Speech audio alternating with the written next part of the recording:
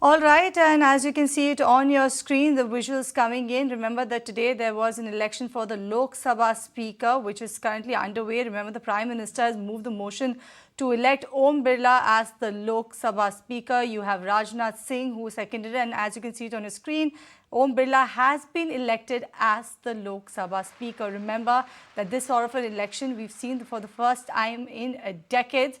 And there you go. Once again, you have Om Birla, who has been elected. This time he's been elected as the Speaker of the Lok Sabha.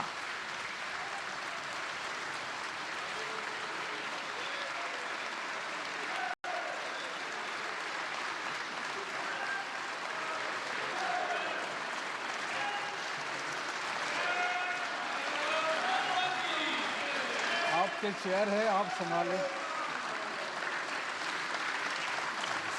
Please.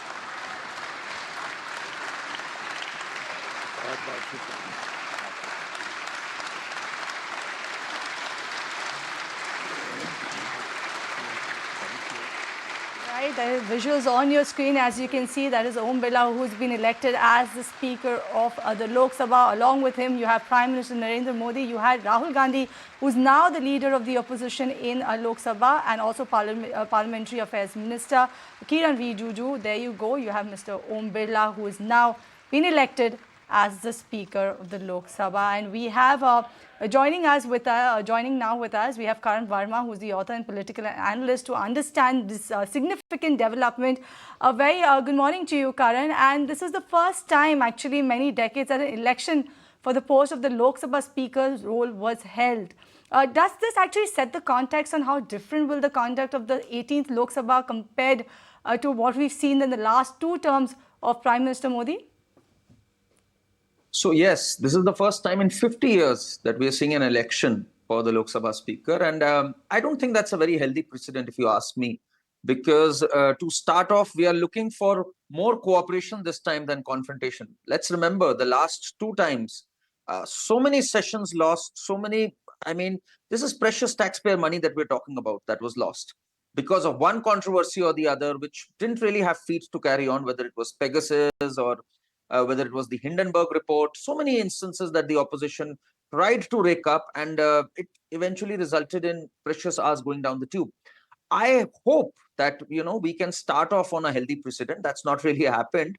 But the opposition needs to understand that, yes, their seats have been raised because people want a healthy discourse on the floor of the House. They don't want sessions to be stalled and opposed just for the heck of it. They want issues to be discussed thread and bare. This could have been avoided by the opposition.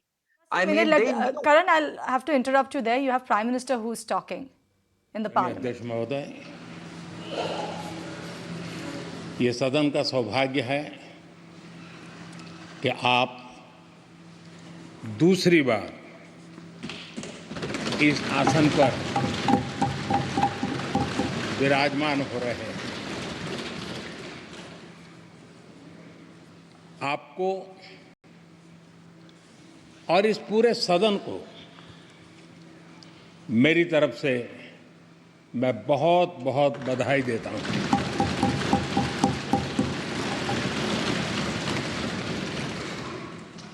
आदरणीय अध्यक्ष जी, मेरी तरफ से आपको शुभकामनाएं हैं, लेकिन इस पूरे सदन की तरफ से भी आपको अनेक अनेक शुभकामनाएं। अमृत काल के इस महत्वपूर्ण कालखंड में दूसरी बार इस पद पर विराजमान होना बहुत बड़ा दायित्व आपको मिला है,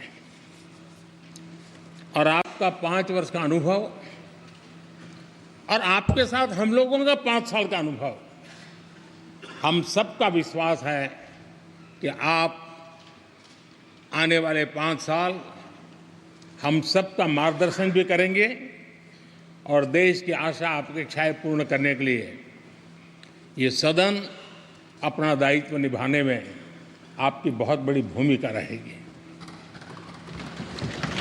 आदरणीय अध्यक्ष जी, हमारे शास्त्रों में कहा गया है कि विनम्र और व्यवहार कुशल व्यक्ति सफल सहज रूप से होता है और आपको तो उसके साथ साथ एक मीठी मीठी मुस्कान भी मिली हुई है। आपके चेहरे को ये मीठी मीठी मुस्कान पूरे सदन को भी प्रसन्न रखती है।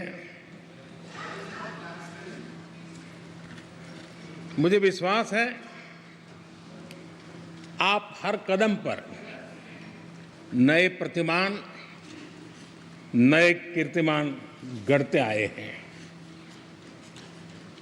18वीं लोकसभा में स्पीकर का कार्यभार दूसरी बार संभालना ये अपने आप में एक बड़ा नया रिकॉर्ड बनते हम देख रहे हैं। श्री बलराम जाखड़ जी वो पहले ऐसे अध्यक्ष थे जिन्होंने 5 साल कार्यकाल पूरा करके फिर दोबारा उनको स्पीकर बनने का अवसर मिला था। उसके बाद आप हैं जिन्हें 5 साल पूर्ण करने के बाद दोबारा इस पद पर हासिल होने का अवसर मिला। गत 20 साल का एक ऐसा कालखंड रहा है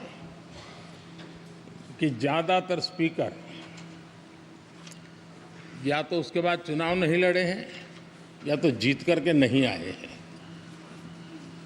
आप समझ सकते हैं कि स्पीकर का काम कितना कठिन है कि उसके लिए दोबारा जीतना मुश्किल हो जाता है, लेकिन आप जीत करके आए हैं, इसके लिए एक नया इतिहास आपने गढ़ा।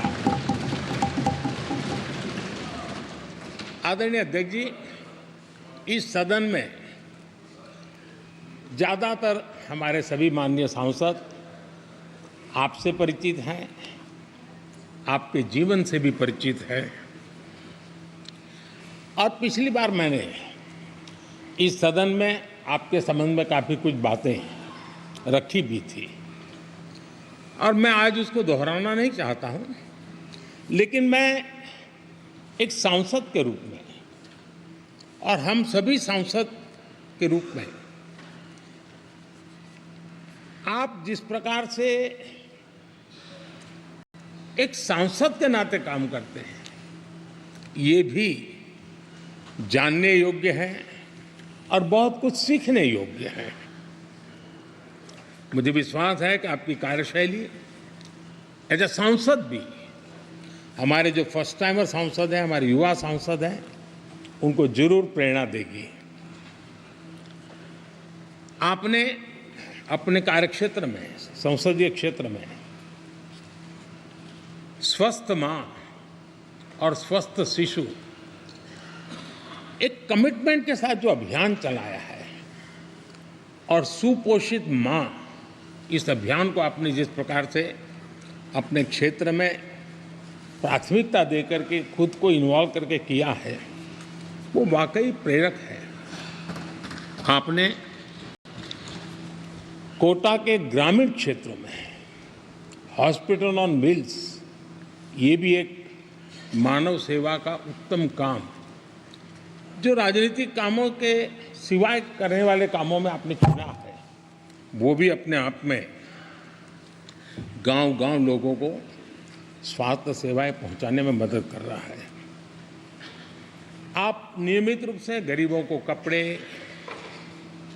कंबल, मौसम के अनुसार छाता की जरूरत है छाता, जूते, ऐसी अनेक सुविधाएं समाज के आखिरी तबके के जो लोग हैं उनको खोज करके पहुंचाते हैं।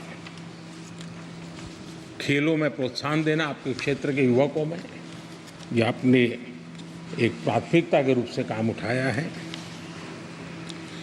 आपके पिछले कार्यकाल में 17वीं लोकसभा में मैं कहता हूं कि संसदीय इतिहास का वो स्वर्णिम कालखंड रहा है। आपकी अध्यक्षता में संसद में जो ऐतिहासिक निर्णय हुए हैं, आपकी अध्यक्षता में सदन के माध्यम से जो सुधार हुए हैं, ये अपने आप में एक सदन की भी और आपकी भी विरासत है।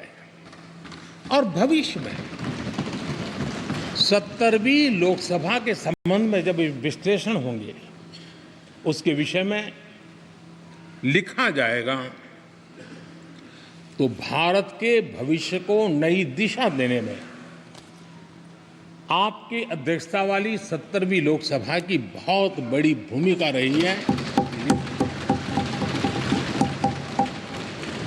आदरणीय अध्यक्ष जी, 17वीं लोकसभा में नारी शक्ति वंदन अधिनियम 2023, जम्मू कश्मीर पुनर्गठन विधेयक, भारतीय न्याय संहिता, भारतीय साक्ष्य बिल, भारतीय नागरिक सुरक्षा संहिता, सामाजिक सुरक्षा संहिता, digital personal data protection bill. All right, so that is rather the Prime Minister who's still addressing in the Lok Sabha. Remember that we have Om Birla, who has been elected as the Speaker of the 18th Lok Sabha, and we still have Karan with us. And Karan, you were making a point there that how significant a move or how different that this term of Prime Minister could be, given the fact that we had to see an election coming in for the first time in 50 years, like you said, for the post of the Speaker. Absolutely, and this could have been avoided. The opposition, when it sends out this message that they want to contest and oppose something which has largely been a tradition and a convention, it doesn't send out a good message for us, the taxpayer, for us, the citizen.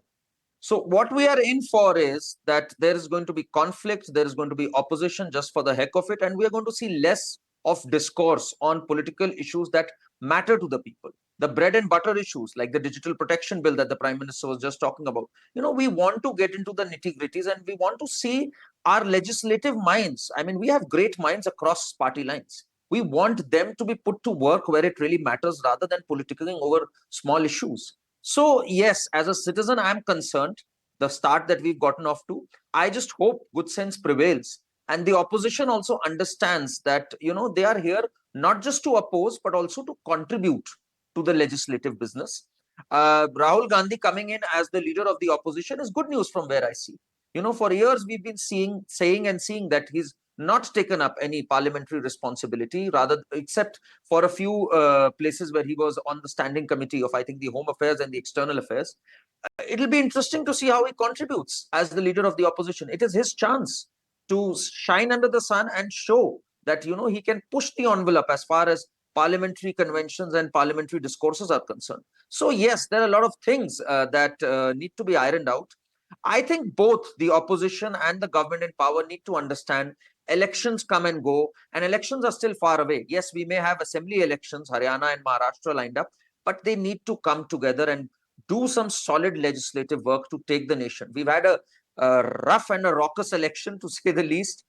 We've wasted enough time in that because of the everything is put on hold when the elections happen. But now I think it's time we just put politics aside and focus on issues that matter to the people. That's where I'm bothered. All right, Karan, thank you so much for giving your take. But before we let you go, Karan, now that the Lok Sabha Speaker election is done and the appointment being made, but apart from that, how do you see the next post that is in line, that is for the Deputy Speaker? What action can we expect there? So this is very interesting. The opposition, wherever they have their assembly government, you talk about Karnataka, Telangana, West Bengal, across party lines, the opposition I'm talking about, whether it's AAP's government in Punjab, they've not given the deputy speaker to the BJP, which is in the opposition.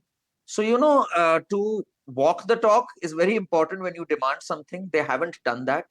And now they tried to arm twist the government. The government never had really shut the door on the deputy speaker. They said, we'll talk about it. But then they said, we'll only give you support for the speaker if you promise us the deputy speaker. This doesn't work in a democracy, and especially when you don't have the numbers. So that's where I think the opposition somewhere has landed with a foot in their mouth. I don't think the government is going to oblige them or humor them by giving them a deputy speaker post now.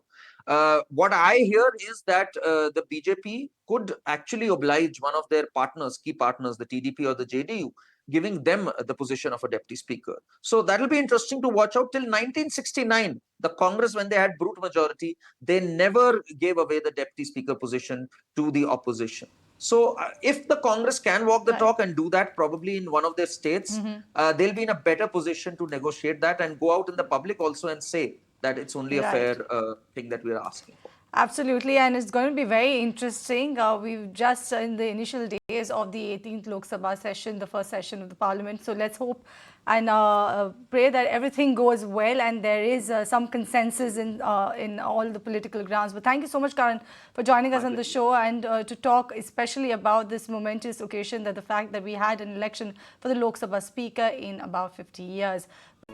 If you like this video, then like, share and subscribe to ET Now.